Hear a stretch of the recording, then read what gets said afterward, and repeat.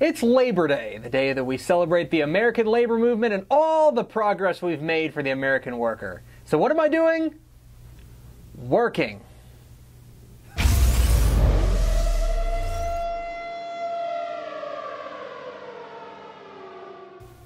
Welcome into Monday Morning Fallout in partnership with the NFHS Network, where we overreact to everything from the football weekend across the state of Texas. I am Greg Tepper of Dave Campbell's Texas Football. Thank you for joining us on Monday Morning Fallout.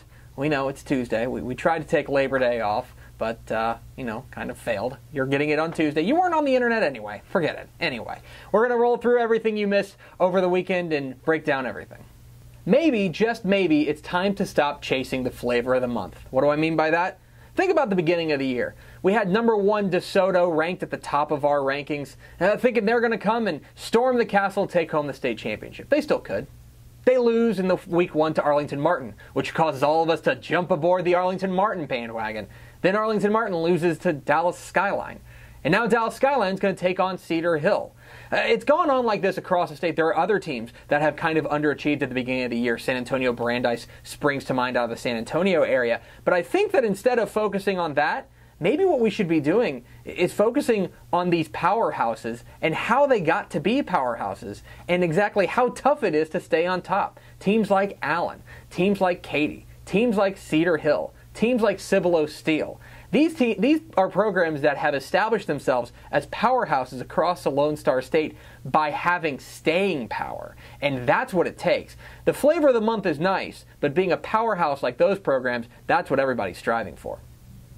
Down in the small school ranks, I want to draw your attention to a couple of programs that are really making some noise. First of all, very impressed with what Mexia is doing. The Black Cats scored a big win over Teague this past weekend, and I think that they are on the rise. Maybe a program you haven't been paying attention to, you certainly should. What about Franklin, a small school power that is climbing up the 3A Division II ranks behind linebacker Will Phillips? I'm a big fan of what the Lions bring to the table.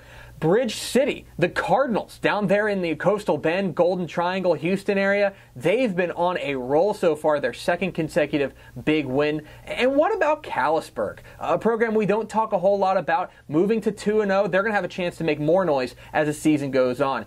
We pay attention to all the big-time powerhouses. Here are some small schools that are making some noise. 5 teams that impressed me over the weekend. Gotta start with Lufkin. What a wild comeback from down 42-3 to Tyler Lee. They come all the way back and win in overtime. Congratulations to them. Big fan of what Wolforth Friendship did this week. This is a young Wolforth Friendship squad that took their best shot from El Paso El Dorado and came out with a win. What about Brownwood? Brownwood scores a big win over Graham in a big-time rivalry matchup. Irion County scores a big shutout upset over Rock Springs. I've got my eye on you, Irion County. And finally, we can't wrap it up without mentioning Houston Scarborough. The Spartans get off the schneid. They win their first game in 58 games. They had lost 58 consecutive. They snapped the state's longest losing streak with a win over Kip Sunnyside. Congratulations to the Spartans. On to the college ranks, where it was week 1 of the college football season across the Lone Star State. And the big headlines are around Texas A&M. The Aggies score a big win over number 15 Arizona State. A big win for the Aggies. But my question is, did we really learn anything that we didn't know about A&M? I don't want to take anything away from the Aggies, who performed really, really well in that game. I was very impressed, especially with the defense. The combination of Deshaun Hall and Myles Garrett is going to be problematic for all comers. I think Arizona State was a little bit overrated coming into this game. And let's remember, A&M tends to start hot. Remember last year when they took down South Carolina in Columbia, basically throttling them and lifting Kenny Hill into the Heisman conversation? Kenny Hill didn't even end the year as their starting quarterback. I think that A&M, if you're really changing your opinion of A&M, maybe you weren't thinking about them enough in the offseason, because this is a program with plenty of talent. If they can harness it all together, especially defensively, I think they've got a shot to do something special. Again, very impressed with what A&M did on Saturday night in Houston, but I think that this is kind of what we expected from A&M coming in. On the other side of the coin, you've got the rival Texas Longhorns, and oh boy, is there problems in Austin. The offense, which was supposed to be this new, fast-paced offense, did not show up in South Bend as Notre Dame absolutely throttled the Longhorns. Tyrone Swoops struggled. Gerard Hurd came in and wasn't a whole lot better. The defense gave up big play after big play. The safeties were really, really bad in this game. There weren't a whole lot of bright spots, and I think that the Longhorns have some soul searching to do. Again, I think that Notre Dame's a pretty good team, and Notre Dame's playing at home, and we know that Texas is a young squad. I picked Texas to lose this game. I did not pick Texas to get throttled in this game. I think there are big problems on the 40 acres.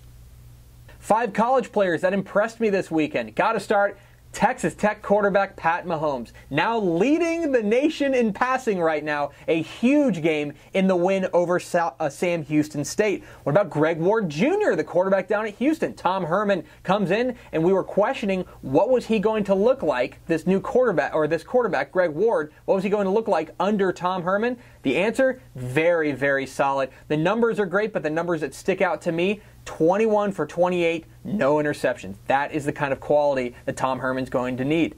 What about Corey Coleman? The Baylor wide receiver absolutely lit up SMU. He was a big play machine. He is in for a monster season. I mentioned it before, but it bears mentioning again. Deshaun Hall was fabulous in the win over Arizona State. The Texas A&M defensive end had 4 sacks. The list of guys who've had 4 sacks in a game for Texas A&M is very, very impressive, and he joins that elite fraternity.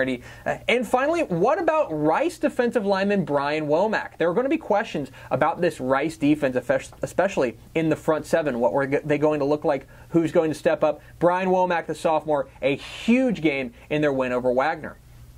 That's going to do it for Monday Morning Fallout. Again, sorry about the whole Labor Day thing. Leave your comments down below. What did we miss? Let us know. Make sure you hit the subscribe button. Follow us on Twitter at DCTF. Like us on Facebook, facebook.com/Dave Campbell's. Instagram is apparently a thing where you share photos. So we have one of those. That's kind of neat.